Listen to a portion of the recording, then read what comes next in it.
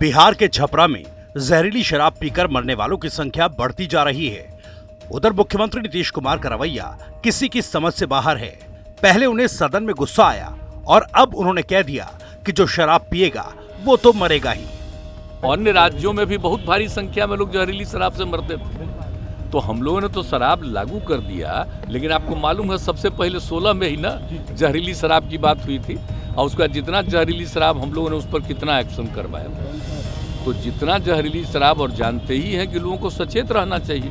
यहाँ तो शराबबंदी है तो कुछ गड़बड़ तो बेचेगा ही, तो लोगों की मौत हो जाती है। तो इसको याद रखना चाहिए कि शराब नहीं पीना है, शराब बड़ी बुरी चीज़ है, लेकिन फिर भी कोई पी लेता है। देखिए, ज़्यादातर लोगों ने इसके पक्ष में सहमति दी है, लेकिन कुछ आदमी को क्या कीजिएगा, कुछ तो ऐसी गलती करता ही है। तब उसके बाद पिछली बार भी याद है ना, जहरीली शराब से मर गया तो कोई कहा कि इनको मिलना चाहिए कंपल्सन के। वाह, जो शराब पिएगा वो तो मरेगा ही। ये तो उदाहरण ही सामने है कि पियोगे तो मरोगे, यही तो बात है। छपरा में जहरीली शराब से मौत का आंकड़ा बढ़ता जा रहा है और इधर विधानसभा में बीजेपी का हंगामा भी बढ़ रहा है। जहरीली शराब से मौत पर चाचा नीतीश ने बयान दिया तो भतीजे का भी समर्थन मिल गया। सूबे के डिप्टी सीएम ने सीएम का साथ देते हुए कहा कि गलत काम का नतीजा गलत ही होता है। मुख्यमंत्री कह रहे हैं कि जो पिएगा वो मरेगा, पियोगे तो मरोगे। जिम्मेवारी पीने वालों की है, तो मरोगे। देखिए, गलत काम करने वालों का गलत नतीजा होता है, स्पष्ट है। और आप लोग तो होशियार लोग हैं, आप लोगों को समझ में तो आता ही है सब। भारतीय जनता पार्टी के तमाम विधायक विधानसभा के मेन गेट के बाहर खड़े होकर मुख्यमंत्री के इस्तीफे की मांग कर रहे थे। तभी सीएम वहां आए और बीजेपी विधायकों की पीठ थपथपाने लगे, जिस पर बीजेपी विधायकों ने कहा कि ऐसा कोई सगा नहीं जिसको मुख्यमंत्री ने ठगा नहीं, वो जिसको गले लगाते हैं उसको ठगते हैं। नहीं, पीठ नहीं थपथपा रहे थे। हम लोग अपनी मांगों के लिए आज प्रदर्शन कर रहे हैं और लगातार प्रदर्शन करेंगे, क्योंकि जिस प्रकार से सारण जिला में जहरीली शराब पीने के कारण मौतें हुई है, 50 से ज़्यादा मौतें हुई है, कहीं न कहीं इसमें शासन और प्रशासन का संरक्षण प्राप्त है। लगातार इतनी मौतें हो रही है और वहाँ के जो आला अधिकारी हैं उनको खबर तक नहीं है। यह तो एक पूरे सिस्टम पर प्रश्नवाचक चिन्ह है और सरकार की ओर से पूर्व से कोई कार्रवाई नहीं की जा रही है। पहले भी कई घटनाएं हो चुकी है, लेकिन इतने बड़े पैमाने पर घटना होना और उत्पाद विभाग और जो पुलिस प्रशासन है उसकी ओर से किसी प्रकार का कोई कार्रवाई नहीं किया गया। बिहार विधानसभा के साथ साथ संसद में भी छपरा जहरीली शराब कांड का मुद्दा उठा।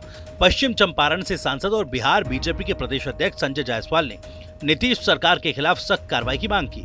उन्होंने कहा कि बिहार में अब तक सरकार प्रायोजित 37 हत्याएं हो चुकी हैं और मुख्यमंत्री कहते हैं जो शराब पिएगा वो मरेगा। बिहार में सरकार द्वारा प्रायोजित 37 हत्याएं हुई हैं। बिहार में शराबबंदी है और 2016 से हम लगातार यह उठाते रह रहे हैं कि यह पूरा पुलिस के मदद से, पुलिस के द्वारा प्रायोजित जहरीली शराब और शराब का पूरे बिहार में घर घर वितरण हो रहा है। माननीय मुख्यमंत्री जी संज्ञान नहीं लेते हैं और यह कहते हैं जो शराब पिएगा मरेगा, जो शराब पिएगा वो मरेगा, जो शराब पिएगा वो जेल जाएगा और जो शराब बेचेगा वह हमारा टिकट पाएगा, हमारा उम्मीदवार होगा। पुलिस पर कोई कार्रवाई नहीं होगी, किसी सीनियर अफसर पे आज तक कोई कार्रवाई नहीं हुई है। इस 37 हत्याओं का जिम्मेवार बिहार सरकार है और इस तरह की 15 से ज्यादा घटनाएं बिहार में हो चुकी है जो मीडिया के सामने है। इसके अलावा प्रतिदिन 3-4 व्यक्तियों की हत्याएं होती है। पुलिस कहता है कि तुम्हारा पूरा खानदान को हम जेल भेज देंगे अगर तुम इस बात को बाहर जारी करोगे। मेरा आपके माध्यम से अनुरोध होगा कि कृपया कर, एक तो नीतीश कुमार जी जिस तरह से विधानसभा में बात करते हैं वह मानसिक संतुलन खो चुके हैं। केंद्र सरकार को बिहार की कानून व्यवस्था पे संज्ञान में लाना चाहिए और इन 37 हत्याओं का जिम्मेवार महागठबंधन की बिहार सरकार के ऊपर शीघ्र कार्रवाई भी करनी चाहिए। नीतीश कुमार ने शराब से हो रही मौतों पर बयान दिया कि जो पिएगा वो मरेगा ही। अब इसके बाद पूरी बीजेपी नीतीश पर बिफर गई है। इस बयान पर जहां बिहार विधानसभा में हंगामा हो रहा है तो वहीं बीजेपी के शीर्ष नेता भी हमलावर हो गए। बीजेपी नेता और पूर्व मंत्री रविशंकर प्रसाद ने कहा कि बिहार के मुख्यमंत्री शर्मनाक टिप्पणी कर रहे हैं। जिस तरह से सदन में वो चिल्लाए वो पीड़ादायक है। नीतीश कुमार का नियंत्रण अब खत्म हो गया है। इतना शर्मनाक संवेदनहीन टिप्पणी बिहार के मुख्यमंत्री कर रहे हैं, जो 16-17 साल से मुख्यमंत्री हैं, केंद्रीय मंत्री रहे हैं, और सदन में जिस तरह से वो चिल्लाए हैं, ये बहुत पीड़ादायक है। मोटी बात यह है कि नीतीश बाबू का नियंत्रण अब खत्म हो रहा है, और जैसे तत्वों के साथ रिश्ता बनाया है उसमें और परेशानी है। हाँ, लेकिन इतने निर्दोष लोग मरते रहे, ये कौन सी बात है?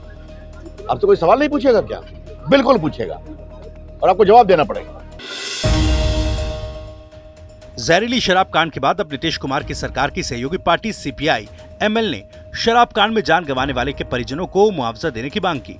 पहले तो सीपीआई विधायक मनोज मंजिल ने इसे बीजेपी की साजिश बताया और जांच की मांग की।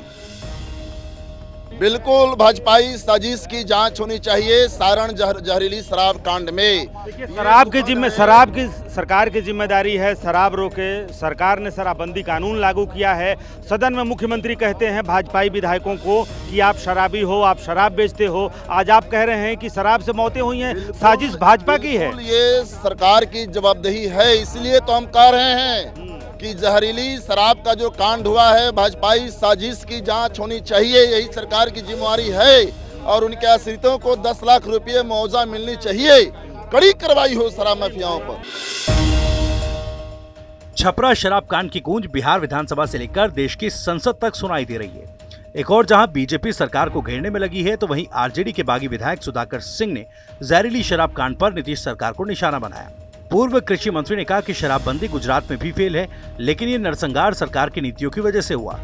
सरकार ने आंकड़े कम करने के लिए लाशें गायब कर दी। देखिए, पार्टियों का सवाल नहीं है। बिहार में शराबबंदी का मसला पार्टियों का नहीं है।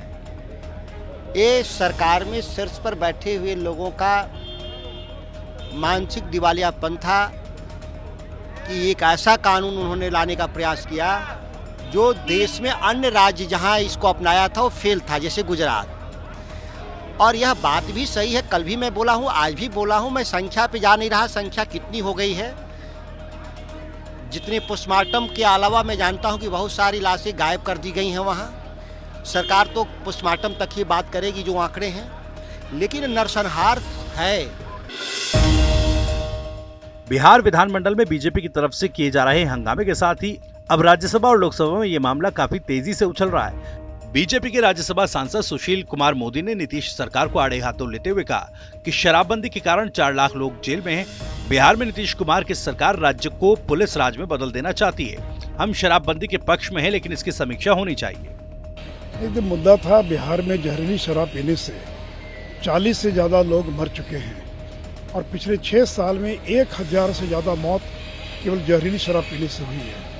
तो आज संसद के अंदर बिहार से जुड़े हम सारे जो सांसद हैं और अन्य सांसदों ने इस मुद्दे को उठाया कि क्या कारण है कि जहरीली शराब पीने से इतनी बड़ी संख्या में लोगों की मौत हो रही है। 4 लाख से ज़्यादा लोग जेल जा चुके हैं, और ये सारे मरने वाले या जेल जाने वाले कौन लोग हैं? तो दलित हैं, आदिवासी हैं, ओबीसी हैं, ईबीसी हैं। तो शराबबंदी पूरी तरह से फेल हो गई बिहार के अंदर। हम शराबबंदी के पक्ष में हैं, परंतु आप जिस तरह से शराबबंदी लागू कर रहे हैं ये तो पूरी तरह से फेल है। आखिर 4 लाख लोगों को जेल क्यों जाना पड़ा? और पूरा पुलिस महकमा केवल एक ही काम कर रहा है, लॉ एंड ऑर्डर छोड़कर शराबबंदी को लागू करने में, वो भी विफल हो रही है।